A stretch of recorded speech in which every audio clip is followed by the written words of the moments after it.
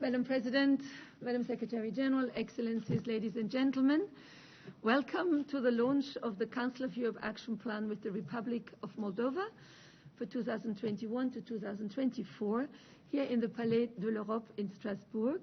I mention this because due to the sanitary restrictions, there's a very limited number of persons in this room, but many others are following us on live stream here in Strasbourg, but also in the Republic of Moldova. It is an honor and a pleasure to welcome you both, Madam Maja Sandu, President of the Republic of Moldova, and Mrs. Maria Pecinovic-Buric, Secretary General of the Council of Europe. Before giving the floor to the Secretary General, without further ado, I should just like to point out that this event represents two firsts. It is the first time that a president launches an action plan, which underlines the importance the Republic of Moldova gives to this cooperation, and it is also the first time that an action plan is launched from Strasbourg and not from the capital in question. Now, Secretary General, may I invite you to present your address on the occasion of the launch of the Council of Europe Action Plan with the Republic of Moldova. Thank you very much, Madam President. Excellencies, ladies and gentlemen, it is a pleasure to be with you today to launch the action plan for the Republic of Moldova for the year 2021-2024. And it's also a pleasure to have this two-time first and also to have a President, we honor Madam President to have this occasion, and I think that underlines really the importance of the cooperation and dialogue at the high level. So thank you to be with us, and thank you also in this very difficult sanitary situation in both your country here in France, but also in a number of other member states of the Council of Europe, but that underlines the importance of our continued engagement and work, and also to have this launch here in Strasbourg for me, and for, I think, our host country is very important also to send a signal that we, despite the COVID, work very harsh on the core values that Council of Europe represents. So this new action plan is a product of very hard work and close cooperation between the Moldovan authorities and the Council of Europe, and it is a clear statement of our joint intent. It reflects our collective commitment to support your country, helping it meet common European standards, implement monitoring recommendations, and make best use of technical assistance. It also builds on the progress that has already been made, not least through the previous action plan, which came to an end last year. A lot has been achieved. Laws, institutions, and practices of the Moldovan state have been changed and improved to the benefit of Moldovan citizens. For example, the office of the Ombudsperson has been strengthened, enshrined in the Constitution, and raised to grade A status in the eyes of the Global Alliance of National Human Rights Institutions. The Equality Council has been reinforced, doing more to support those with disabilities and to counter discrimination. And the probation service has become more efficient, offering the targeted support that helps people reintegrate into society, while medical units in prisons are now better equipped, meeting minimum international standards. Added to this, I'm especially pleased that the Istanbul Convention on Preventing and Combating Violence Against Women and Domestic Violence has been signed. This treaty helps women to live their lives in the safety and security to which everyone is entitled. And I hope that it will soon be ratified by the Moldovan authorities.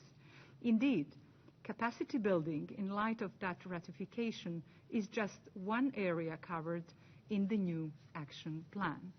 It also sets out a route to further progress on a range of other key priorities. These include heightening the effectiveness of the Human Rights Convention system at the national level. Among other things, this will be achieved by increasing the use of alternatives to detention and the better implementation of judgments by the European Court of Human Rights. Similarly, more will be done to guarantee the independence and efficiency of the justice system. We just have in long talked on that, and I'm sure that this will be an important area of your exchange later on, but also I know that it's very high on the agenda of your agenda, Madam President, in the country. This will involve closer work with monitoring bodies, improvements to the national framework for fighting corruption, another area which is very close to your heart, and it's very important for the action and work of the Council of Europe, corruption in the judiciary, and more dialogue between institutions in the judicial field. Implementing Greco's recommendations will be key in this context. We must also increase the authorities' capacity to recover illegal assets and combat money laundering, terrorist financing, and other corrupt and illegal practices. This is essential not only to uphold our standards and values, but to support business and economic growth too. There will also be further work on anti-discrimination, children's rights, education for democratic citizenship, and improvements to electoral legislation and practice. In each of these areas, work has already been carried out and links forged with national institutions. Now is the time to harness those relationships to make further progress still. But the action plan looks to break new grounds too, working with national partners such as the Ministry of Health, Labour and Social Protection to ensure respect for social rights and human rights in the health sector, combating drug use and illicit trafficking in both drugs and human beings, supporting mediation and reconciliation in criminal matters, improving the legal aid system, and promoting local self-government that is open, accountable, and responsive to those it serves. So far, funding has been secured for nearly half of the action plan's 14 million euros cost. Norway, the EU, Switzerland, Sweden, the USA, Luxembourg, the Netherlands, and the Fund to End Violence Against Children. Each of these have contributed, and to each we give our thanks. I hope that new donors will also come forward in due course to continue funding this important initiative. It will further embed human rights, democracy, and the rule of law in the Republic of Moldova, and we all very much look forward to seeing that happen.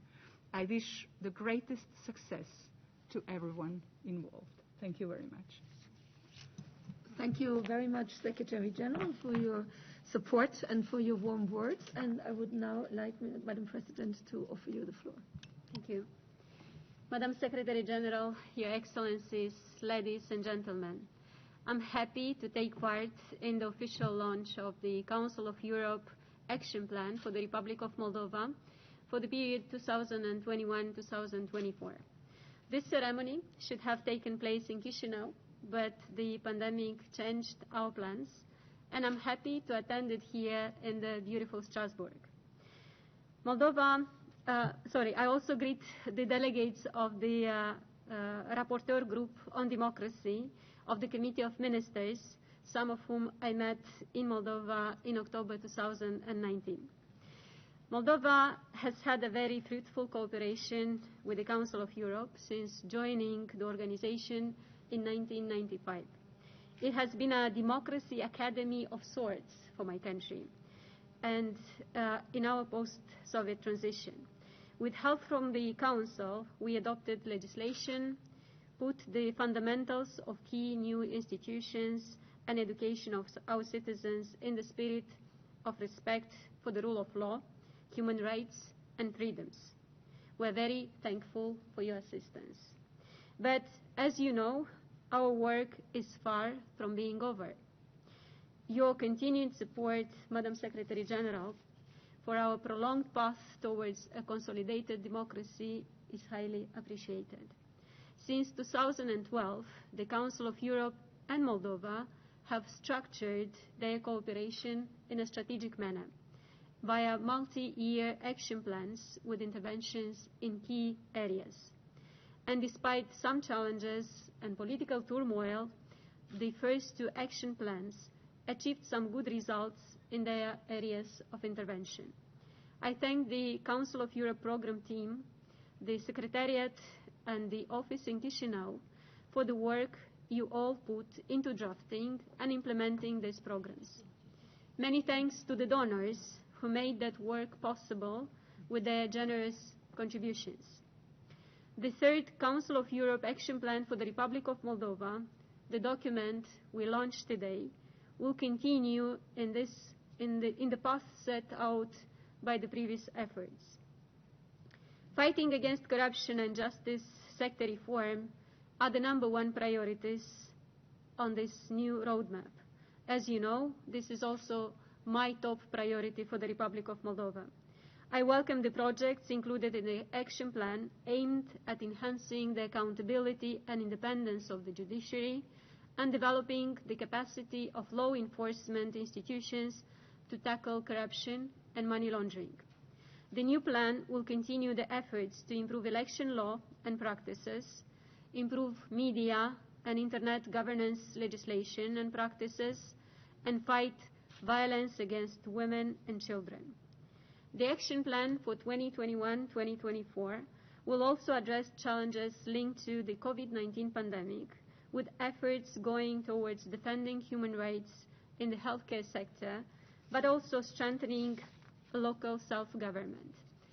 As a nation hit hard by the pandemic, we welcome your assistance in addressing the social consequences of this crisis. On behalf of Moldovans, I thank all the donors who already committed funds to support the implementation of the new action plan. I hope that the full amount needed to implement our agenda will be secured in time. The new action plan reconfirms Moldova's commitment to deepen our cooperation with the Council of Europe and our intent to continue the transformation of the country. Good luck and full speed ahead to the teams implementing this new program.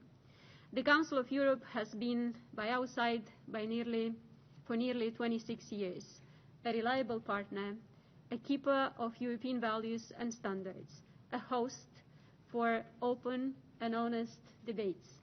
This relationship is invaluable to us.